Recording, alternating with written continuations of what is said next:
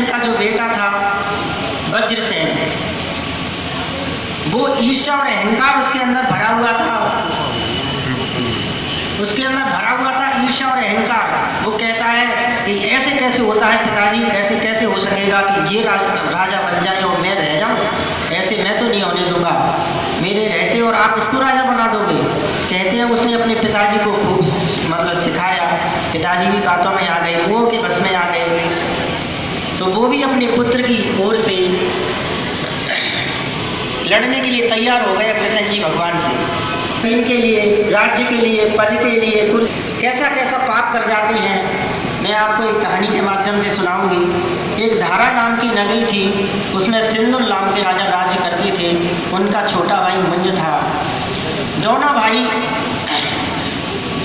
अब जो सिंदूर महाराज के बुढ़ापे में संतान हुई थी, सिंदूर महाराज सोचने लगे कि मेरी तो अब अंतिम पता नहीं लीला कब हो जाए, अंत कब आ जाए, क्यों ना मैं अब मुंज को अपना कार्यभार सौंप जाऊं। तो वो मुंज से कहते हैं पता नहीं मैं तो कब चला जाऊं इस दुनिया को छोड़कर, आप इस बेटे को संभालिए, भोज को, इसका पालन पोषण करिए, मैं आपके ऊपर ये जिम्मेदारी दे करके जा रहा हूँ। अपने छोटे भाई के ऊपर जिम्मेदारी देकर चले गए। छोटे भाई ने खूब लालन पालन किया, पढ़ाया लिखाया, अच्छा उसको बलवान बनाया, सारी शिक्षाएं दी, अच्छा बन गया। जब वो बड़ा हो गया तो उसके मन में कोई विचार आ गया। क्या कोई विचार आया कि अब ये राज्य का उत्तराधिकारी हो जाएगा। ये होता है लोभ, लोभ के कारण व्यक्ति क्या क्या पाप नहीं कर लेगा, उसे पता ही नहीं आगे हमारा क्या होगा। उन्होंने कहा क्या करना चाहिए, अपने मंत्री को बुलाया, मंत्री से कहने लगा कि अरे इसको किसी तरह से मारना चाहिए, नहीं तो ये मैं राज्य का अधिकारी मैं नहीं रह पाऊंगा, ये हो जाएगा।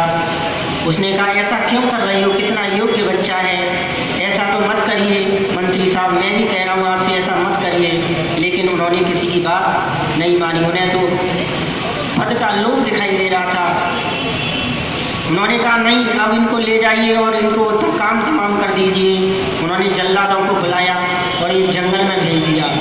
भोज को कुछ पता नहीं था। भोज कहने लगा चाचा तुम मुझे यहाँ पर क्यों लेकर आए हो, जंगल में तो कोई नहीं है। कोई नहीं बेटा, आपके चाचा ने इस तरीके से मुझसे ये कहा है कि इसको मार आओ। अच्छा मेरे चाचा ने ऐसे कहा है, तो अच्छा कोई बात नहीं, मेरे चाचा की आज्ञा का पालन आप कीजिए और आप मुझे मार दीजिए। लेकिन एक मेरी अंतिम इच्छा है कि मेरा पत्र मैं लिखूंगा, उसे आप मेरे चाचा को ले जाकर के दे दीजिए, बस फिर आप भले ही मेरा काम तमाम कर दीजिए, मुझे कोई जीने की इच्छा नहीं है। जब उसने ऐसे कहा तो मंत्री को भी इस पर रोना आ गया। बोला बेटे मैं ऐसे तेरा, मैं तुझे नहीं मार सकता, इतने अच्छे बेटे को मैं नहीं मार सकता। उसे छिपा दिया और किसी की आंख निकाल करके ले गया। उस भोज ने पत्र क्या लिखा था, भोज ने कहते हैं भोजपत्र तभी से कहावत हो गई, उसने वो छीली और उसमें से लिखने लग गया। क्या लिखा भोजपत्र पे उन्होंने, मंथाता च महीपति कृति युगे लंकार भूतो गताः सेतुर्येन महोदधौ विरचिता वासौ दशांस्यान्तकः अन्ये चापि युधिष्ठिर प्रवर्तयो याता दिवं भूपते नैकेनापि समङ्गता वसुमती मुञ्जत्वया यास्यति।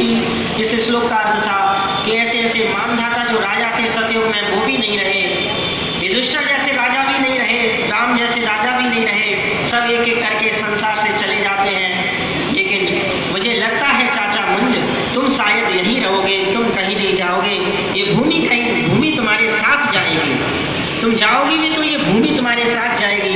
ऐसा लिख करके दिया और उस पत्र को जेब में रख करके वो ले गया। जाकर के वो कहता है उसके मुंज से कि आपने जैसा कहा था मैंने कर दिखाया। इतना पसंद होता है मुंज, खुशियाँ मनाता है, उछलता है, कूदता है, अब तो मेरा काम बन गया, अब तो मेरा काम बन गया। लेकिन वो कहता है मंत्री कि एक पत्र उसने मुझे दिया था कि मेरी अंतिम इच्छा पूरी कर दो, मेरे चाचा को ये पत्र पढ़ा देना। क्या दिया था कि ये पत्र दिया था कि बताना। वो खोल करके चाचा जैसे ही उस पत्र को पढ़ता है वैसे ही वो धड़ाम से गस खाकर गिर पड़ता है। अरे मैंने अपने जीवन में कितना बड़ा पाप किया है, एक राज्य के पीछे, जबकि बेटा वो जानता था ये भूमि तो किसी के साथ जाने वाली नहीं है, ये किसी के साथ जाने वाली नहीं है, मैंने तो बहुत अनर्थ कर दिया, मैंने बहुत बड़ा पाप कर दिया। ऐसे तड़पता है जैसे मछली पानी में से निकाल दी जाती है तो तड़पती है। अब तो परेशान हो जाता है, जब तक बेटा भोज ज्ञान नहीं आ जाता है तब तक मेरे जीने का अधिकार नहीं है। तलवार निकाल लेता है अपनी म्यान में से और अपने ऊपर वार करना चाहता है। वैसे ही मंत्री उसका हाथ रोक देता है कि चिंता मत करो, मैंने उसको मारा नहीं है। तो कहने का मतलब यह है, व्यक्ति इस राज्य के पीछे, पैसे के पीछे, कितना लोभ के पीछे कितना पाप कमा लेता है, जीवन भर वो पाप उसके जाता नहीं है। कहते हैं कर्म कभी पीछा नहीं छोड़ता है, कर्म बिना भोगे नहीं रहता। चाहे किसी भी जन्म में आपको भोगना पड़े, वो पीछा करता ही रहेगा जब तक तुम उसको भोग नहीं लोगे। अवश्य